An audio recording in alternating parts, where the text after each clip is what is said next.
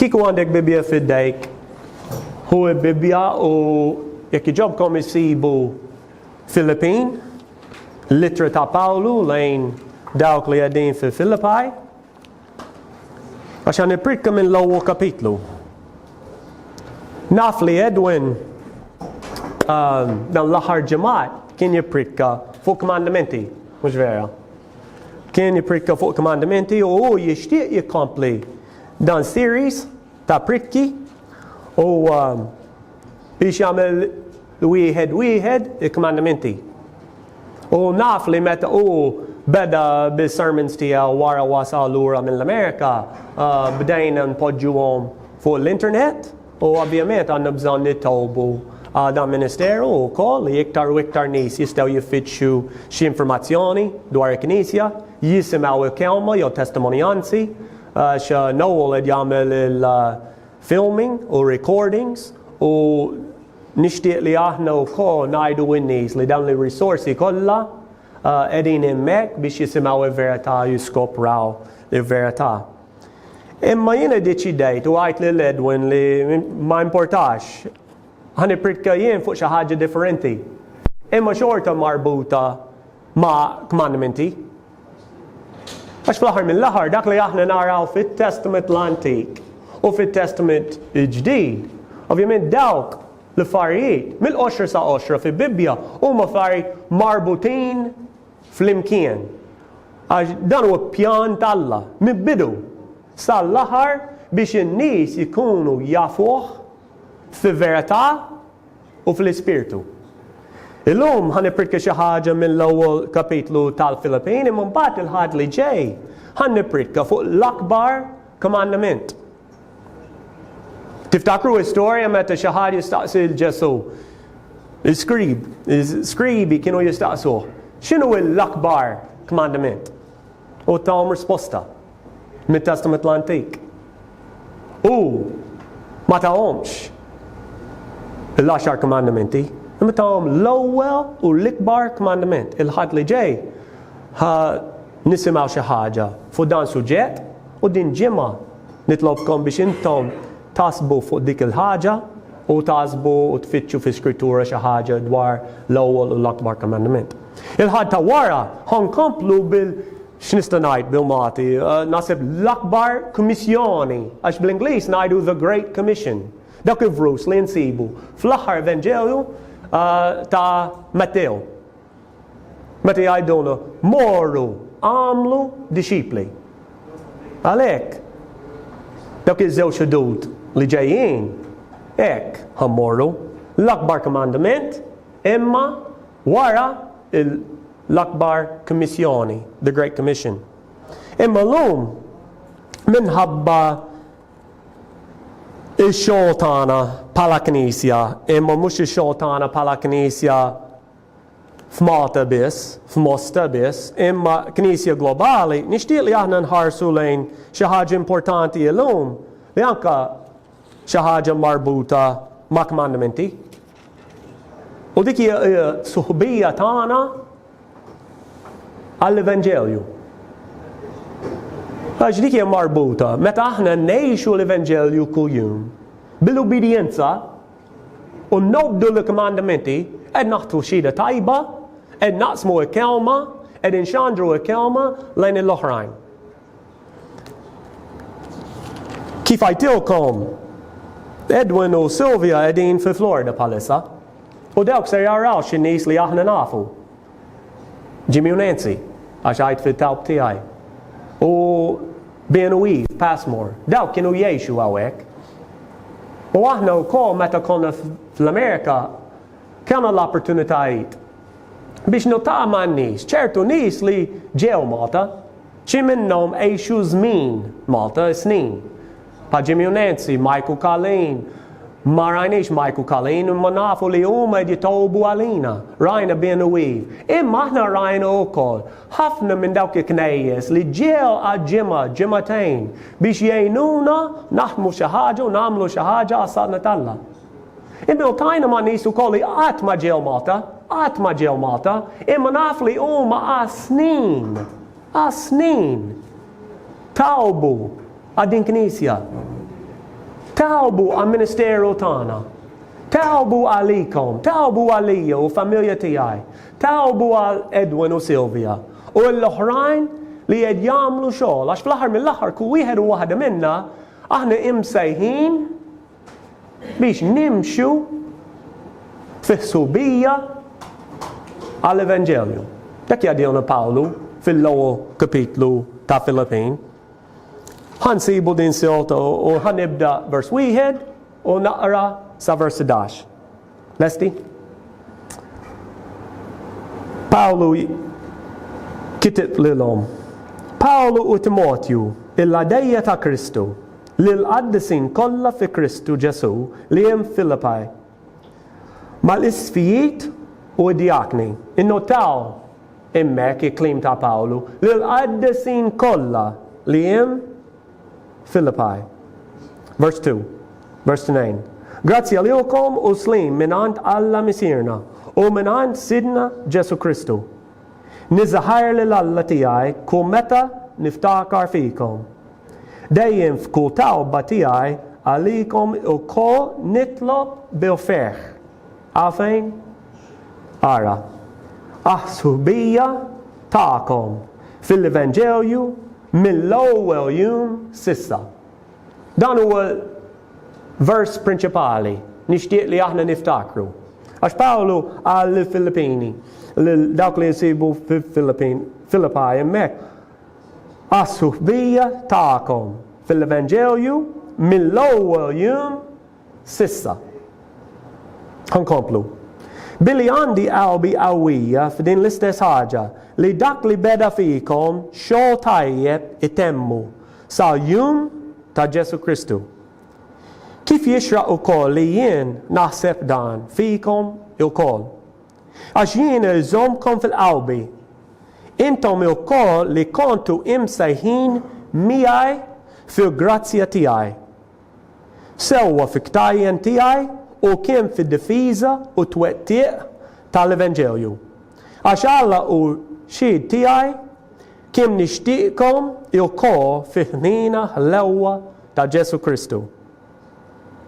U dan nitlob lill-imħabba tagħkom doktor iżjed u iżjed fil-erf u fid-din kollu biex tażlu dak li hu l-aħjar biex tkunu sinċiri u blaħtija sal-jum ta' Kristu mimlijin bi frott tal-ħaq li jiġi permezz ta' Ġesu Kristu għal glorja u l-foħrija tal-Allah. Ħanitolbu. Grazzi mulej għal kelma tiegħek, għajna mulej biex nifmuha, biex napplikawha fil-ħajjitna u biex ngħixuha bħala individwi u bħala knisja. Nitlob f'isem Ġesu Kristu Sidna. Amen. Jiena ħsib fuq dan vers 5 u din silta sħiħa għax wara wasalna l-Amerika rajna litra minn Pawlu l-Filippin. U Alla għalli li vera aħna edin fi suħbija il-kelma bil-Inglisi partnership. U kemm darba aħna jużajna meta kellna ħafna knejjes minn Tennessee, per eżempju, aħna għajnila li dak iż-żmien, dak il-5 snin, kellna partnership, sħubija ma' knejjes ta' Tennessee meta huma ġew bħala Bayside, dawk li ħadmu magħna ħafna fil-Army u dawk mi knejjes differenti li ġew hawnhekk. Imma nixtieq li llum il-ġurnata ma nasbux hekk biss li għanna ħsubija ma' knejjes li jiġu minn barra. Imma bħala din is-ħubija li tiżisti bejnietna bħala individwi u bejn knejjes fi Malta, anke bejn dak bejnietna aħna u dak knejjes li jeżistu minn barra. Imma aħna qegħdin fuq l-istess team, fuq l-istess fil-istess familja. Għandna l-istess skop bħala disċipli ta' Ġesu Kristu. Imma x'nistgħu nitgħalmu minn din silta? Nixtieq li aħna naraw u nagħmlu 3 observazzjonijiet, jew naraw 3 tifarijiet minn din silta, 3 tifarijiet prinċipali biex Dawk jagħtuna kuraġġ dal-għodu biex inkomplu ix-xogħol tagħna. Imma aħna nafu li ma nistgħux inkomplu ix-xogħol tagħna kieku aħna ma nafux Ġesu. Il-ewwel pass akku wieħed u waħda minna hija biex temmen fih. Biex tkollok ir-relazzjoni miegħu. Biex tkun ulidu. Aħna. Jiġifieri l-ewwel pass għalija biex inkunu nafu. It-tieni pass bħala tfal tiegħu għandna bżonn nikbru fih biex inkunu iktar bħalu. In English we would say who we are before what we do. Jiġifieri being before doing. Min aħna fi Kristu? Naf li għandna kollox fi Kristu. Għax provdilna kollox permezz ta' melt tiegħu meta qam u minħabba l-Ispirtu li għamar fina. Min aħna? Għandna d-disċipli tiegħu u ngħixu miegħu. Imma mbagħad għandna xogħol biex nagħmlu xi ħaġa.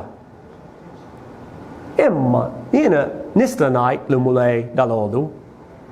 Ningrazzja lil Alla li jiena m'iniex waħdi. Ovvjament għax mulej miegħi. Vera? Temmen, intom temnu li Alla miegħek magħkom kull mument. Temnuha? Aħna m'għandniex waħedna. Imma mhux biss li Alla magħna kull jum u kull mument. Għandna lil xulxin ukoll. Jiena ħadd kuraġġ meta dak il-ħdud meta konna qegħdin fil-Amerika u mort il-Knisja fejn jiena kont trabbejt hemmhekk ma' ommi, ma' missieri, ma' ħuti u iltajt ma' kuġini tiegħi, iltajt ma' pastors minn passat tiegħi u jiena naf li qed jitolbu għalija u għalina u għal-Knisja ta' Malta. Jiena ħadd kuraġġ. Imma jiena ħadd kuraġġ ukoll meta wasalt lura u bdejt din ġimgħa li għaddiet. Nutaqa' man-nies li jiena naf. U naf ukoll li aħna bħala Knisja fi Malta nistgħu nkomplu ma' xulxin, inħeġġu li xulxin u nkunu il-Knisja li Alla jrid. Għax aħna qegħdin flimkien. U dik hija xi ħaġa li suppost tagħtina kuraġġ, imma fl-istess ħin tagħtina sfida wkoll. Għax meta aħna nsibu fid-din silta kif ngħixuha, kif nagħmluha, għandna bżonn nobduh li mulej, nobduh. X'naraw? Dawn it-tliet affarijiet prinċipali, imma mbagħad ħansemmi xi affarijiet żgħar kif nagħmluha. Nitgħalmu mill-eżempju ta' Pawlu u ta' dawk li qegħdin fi Knisja ta' Filippi. Forsi ma tafux u jiena tallim xi ħaġa ġdida dan sajf li dan belt Filippi fejn mar Pawlu fil-vjaġġ missjonarju tiegħu u taqa' magħhom u stabilixxu Knisja hemmhekk. Imma jiena ma kontx naf u tallimt fil-introduzzjoni ta' Bibbja li għandi il-Testament il-ġdid bil-Ingliż li din il-Knisja kienet maħmula minn maġġoranza tan-nies. Għax fid-dak il-belt il-maġġoranza tagħhom kienu soldati Rumani li irtirjat minn xogħol ta' soldati bħala soldiers. Huma kienu retired soldiers. Imma meta Pawlu stabilixxu hemmhekk il-Knisja lokali u huma kibru bħala Knisja, huma kienu dejjem lesti biex jissupportaw lil Pawlu u jgħinu fil-ministeru tiegħu. Mbagħad kellhom xi problemi, Pawlu kien fil-ħabs u kien bot minnhom, kellhom problemi għax ħafna nies kien jallimhom il-affarijiet li mhux vera u mhux suppost jgħixu. U dik il-sitwazzjoni Pawlu kittibhom din litra biex jagħtihom kuraġġ, biex jiżomm sewwa il-verità u biex jgħixuha minkejja iċ-ċirkostanzi. U dan huwa kuntest ta' din litra. U aħna nistgħu nħarsu lejha biex nitgħalmu in-prinċipji għalina wkoll. Xi kultant intom toħossu li qed tiffaċċjaw xi diffikultajiet biex tgħixu għal Ġesu? Jiena nħossha li xi kultant li nsib diffiċli biex nagħmel xi ħaġa, imma għandi bżonn niftakar li aħna qegħdin flimkien bħala Knisja biex nħeġġu li xulxin u anke immulej miegħi. X'nitgħalmu minn din silta? Ara l-ewwel punt. Vers wieħed. Pawlu u Timotju l-għaddejja ta' Ġesu Kristu lil-qaddesin kollha. Ħani iqaf hemmhekk. lill-qaddisin kollha fi Kristu Ġesu li hemm Filippi. U kiteb li min? U kiteb il-qaddisin kollha. Għalhekk il-ewwel punt tiegħi u nuża xi versi oħra wkoll. Imma aħna wkoll imsejħin għas-suħbija fil-Evanġelju. Għax meta beda l-littra tiegħu Pawlu, aħna nafu diġà rajna vers 5. Qed jingrazzja l-Alla għas-suħbija li għandhom fil-Evanġelju. Qed jingrazzja l-Alla għal dawk li qegħdin fi knisja hemmhekk. Imma fil-ewwel vers jgħidilhom li qed jgħidilna u it-tislijiet li dawk kiteb tislijiet. Imma nitgħalmu xi ħaġa minn tal-ewwel vers. Kiteb lill-qaddisin kollha, mhux il-mexejja biss, mhux il-pastors biss, għax l-ewwel poġġi lill-qaddisin kollha ma' isfijiet u id-diakni il-mexej ta' knisja. Imma aħna nafu minn litri l-oħrajn li Pawlu kien jikteb lejn dawk li qegħdin fi knisja. Jiġifieri, x'nistgħu nitgħalmu? Nitgħalmu li aħna imsejħin ukoll f'din knisja kull wieħed u waħda minna għandna privileġġ u responsabilità biex nimxu ma' Alla u nobduh u nagħmlu parti tagħna. Ovvjament, għandek rol tiegħek u jien għandi rol tiegħi, inti għandek ir-rol tiegħek. Kulħadd għandu ir-rol tiegħu fil-Knisja, biċċa tiegħu fil-Knisja, imma kull wieħed u waħda minna għandna bżonn nobduh biex il-Knisja tiffunzjonaw sewwa u biex tkun fis-sħubija ta' Kristu.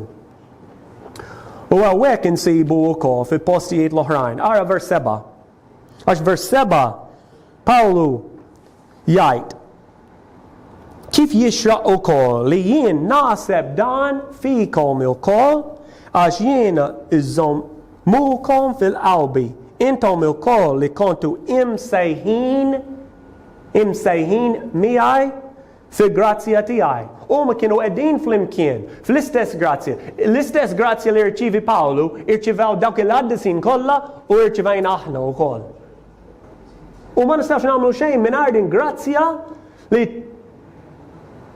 tatna l-ħajja ġdida u tatina s-saħħa biex ngħix fil-ħajja ġdida kuljum.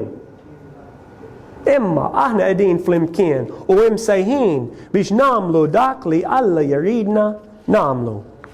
Għandna bżonn niftakru li aħna kollha imsejħin u dik hija xi ħaġa importanti. Mbagħad nixtieq li naraw fil-post ieħor fil-kapitlu 1 dawk li għamlu dawk li qegħdin fil-Filippi għal Pawlu, imma nħalli għat-tielet punt. Il-ewwel punt li nixtieq niftakru li aħna il-kol imsejħin fis-sħubija għall-Evanġelju. Biżejjed għall-ewwel punt. All right? Imma mbagħad ħanerġgħu niġu fuq xi dettalji fil-tielet punt li għandi. Għax nixtieq li aħna naraw it-tieni punt. Il-ewwel sħubija li għandna. Għax ara, xalli Pawlu f'vers 12. U għalilhom, grazzi għalilkom u slim minn għandkom. U kompli ma tislijiet tiegħu. Għax u għatilhom xi ħaġa minn għand Alla misirna u minn għand min? Sidna Ġesu Kristu. U qed jgħidilhom hemmhekk mill-ewwel li aħna qegħdin fis-sħubija ma' Alla. Jiġifieri aħna imsejħin għas-sħubija għall-Evanġelju ma' Alla kbir. Alla li jista' kollox. Ara il-bandiera li għandna hemmhekk, El Shaddai bil-Ibru, bil-Ebrej. Imma Alla li jista' kollox. Alla fidiju. Alla dejjem miegħek. Alla jistgħu dak li aħna ma nistgħux nagħmlu mingħajru. U Pawlu qed jgħidilhom hekk fil-tieni vers. Qed jisemmi wkoll fil-vers 6 u anke iktar tard fil-vers 7. Għax it-tieni vers qed jgħidilhom it-tislijiet minn għand Alla Misirna minn għand is-Sidna Ġesu Kristu. In English we would say God Almighty. Alla jista' kollox. U aħna nafu li Ġesu meta ġie fil-ġisem kien Alla. U Alla. U se jkompli bħala Alla. U Alla li jista' kollox. U l-istess Alla li jagħmar fina permezz tal-Ispiritu tiegħu. Jiġifieri Pawlu kien jaf li kollox jiġi minn għandi Misir. U minn għarru, u minn għarru sakrifiċċju li għamel permezz tal-libnu li memx l-Evangelju. X'inhu Evangelju?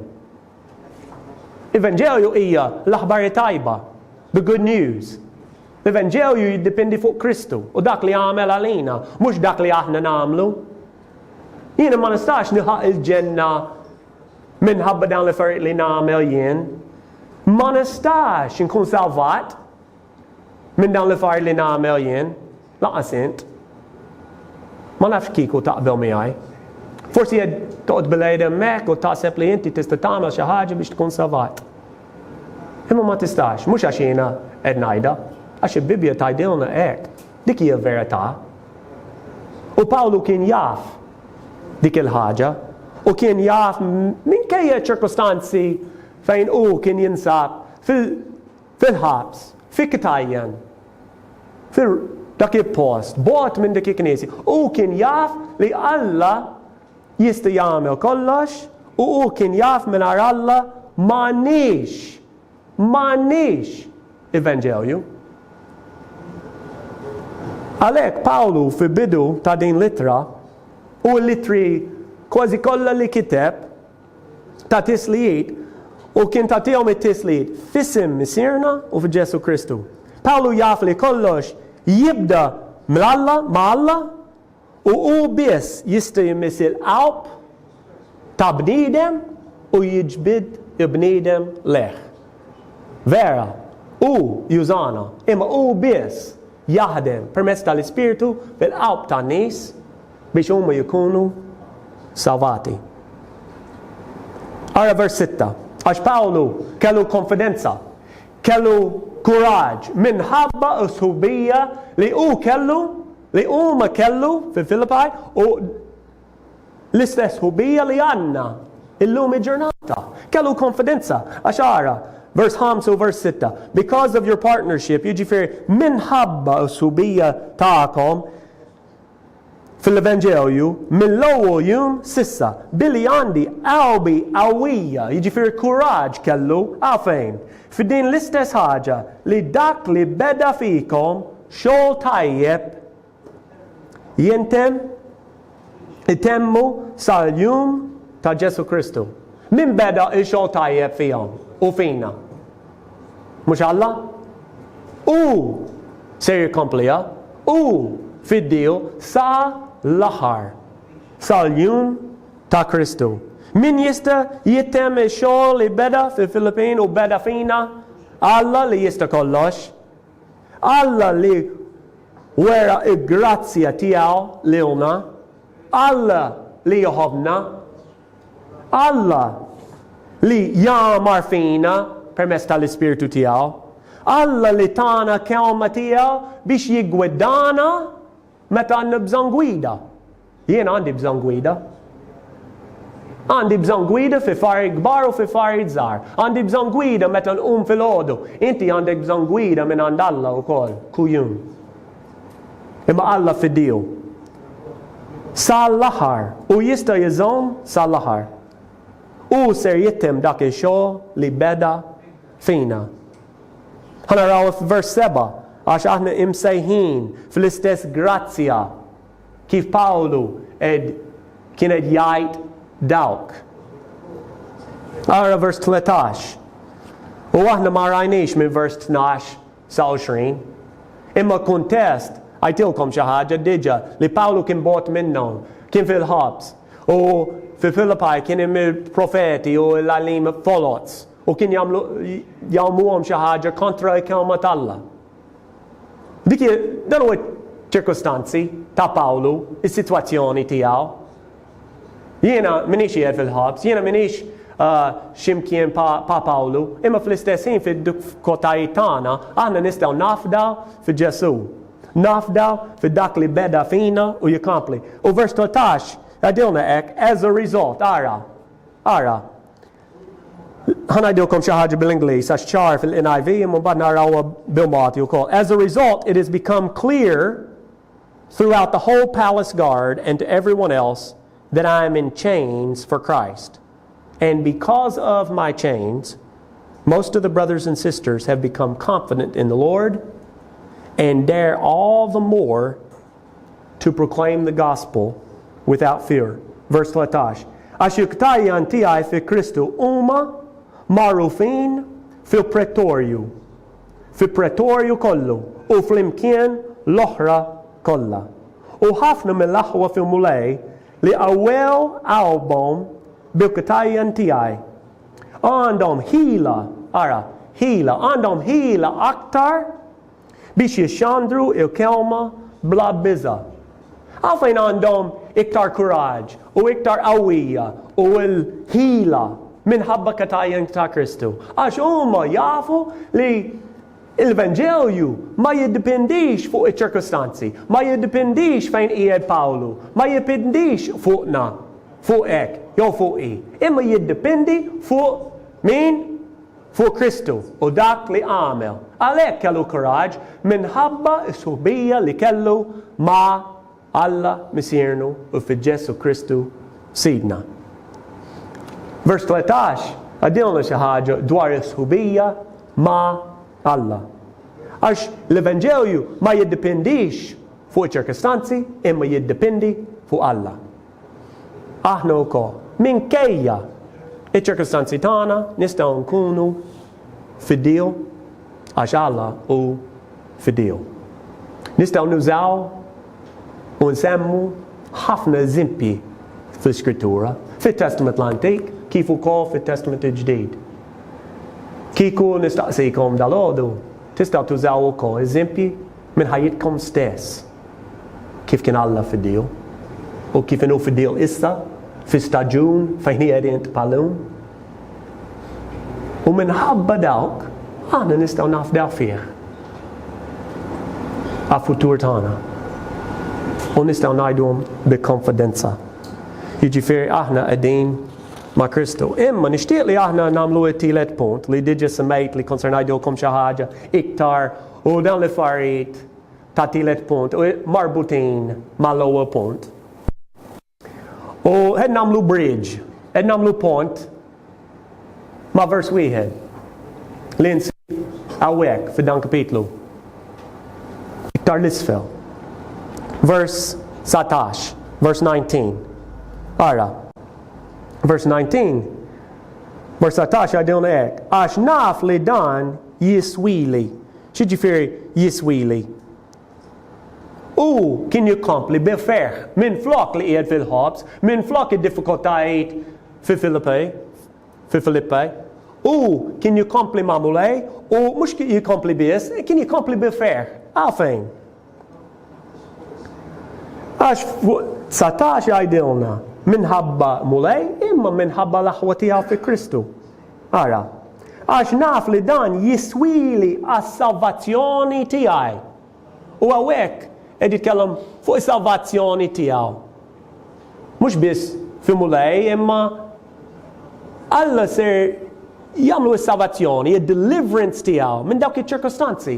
Xi mod jew ieħor, Pawlu kien jaf li jkun all right. Kieku joħroġ mill-ħabs, jew kieku jimut hemmhekk xorta fi mulej, all right. U qed jgħidilna hemmhekk dik il-ħaġa minħabba t-tieni punt li għamilna li qiegħed ma' mulej, ma' Kristu. Imma ara t-tieni biċċa ta' dan vers. Għax naf li dan jiswili għas-salvazzjoni tiegħi permezz ta' talb tagħkom u tal-għajnuna tal-Ispiritu ta' Ġesu Kristu. Fi-fatt hawnhekk bil-Malti it-tieni biċċa jisemmi l-għajnuna tal-Espiritu ta' Ġesu Kristu, imma l-ewwel part semma Pawlu u qal it-tawb ta' dawk in-nies. Ta' dawk in-nies li qegħdin bogħod minnu imma qed jitawbu għalih. Dik jirina it-tielet punt li aħna imsejħin flimkien. Diġa semmejta kemm darba għax ma nistax nibda din prikka mingħajr nisimha dik il-ħaġa, imma aħna imsejħin flimkien, imsejħin ma' xulxin aħsubija fil-Evanġelju. U nagħmlu hekk flimkien għax naħtu lil kuraġġ lil xulxin u Pawlu jgħidilna dik hija xi ħaġa permezz ta' tawb, imma anke permezz tal-għajnuna. Għax kieku intom tafu l-istorja ta' din knisja ma' Pawlu u ma batu ħafna għajnuna. Meta kien fi bżonn batu wieħed għal-qotja minn għandhom għalih biex jgħinu. Imma ma batlux biss flus, dik hija mhux iskop, għax Pawlu jgħid li hu kuntent fi kull ċirkostanzi. U jista' jagħmel kollox minħabba Kristu. Kapitlu 4 vers 13. Imma huma batlu għajnuna, kienu jitolbu għalih. U immaġina jien li huma u aħna nafu minn skrittura wkoll, mhux biss il-għajnuna, mhux biss it-tawb, imma dawk li jwasal il-lotja minn għand Pawlu kien jgħidlu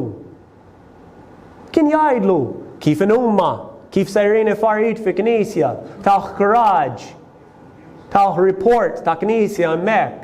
Aħna nistgħu nagħmlu l-istess, nistgħu nitolbu għal xulxin, nistgħu nagħtu l-għajnuna lil xulxin. Nistgħu nagħtu l-kuraġġ lil xulxin meta ngħidu lil xulxin kif aħna sejrin malla.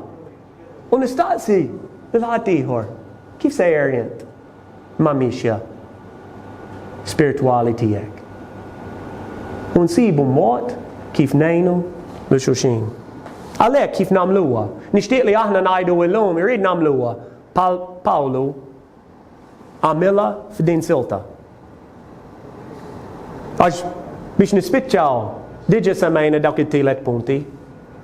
Imma nagħtikom lista kif Pawlu għamilha. U kien jgħid l-oħrajn, għamel hekk Pali.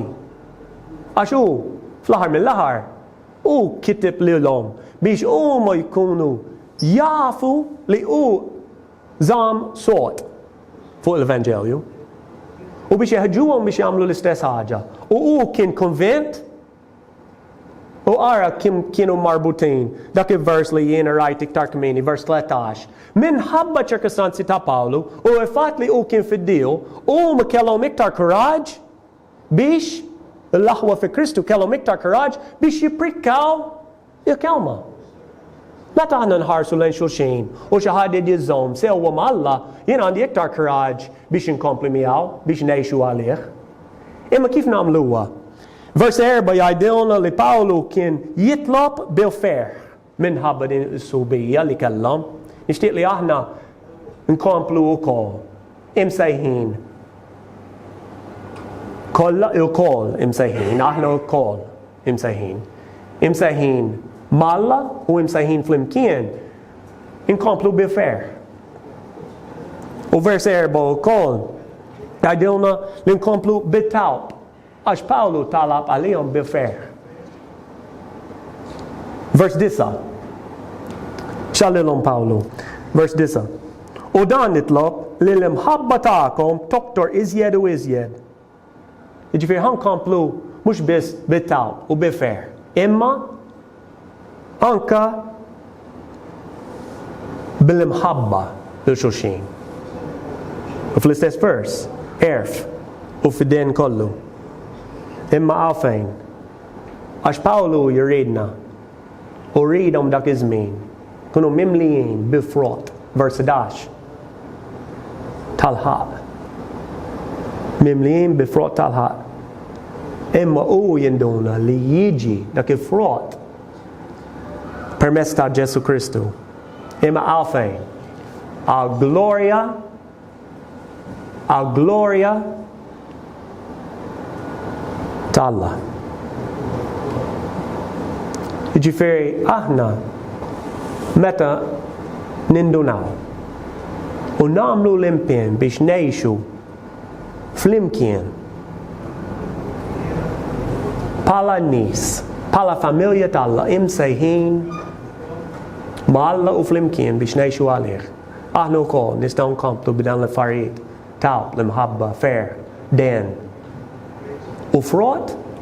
Għaxiex? Għax in-nies jgħidulna li proset aħna tajbin? Le, dan mhux iskop.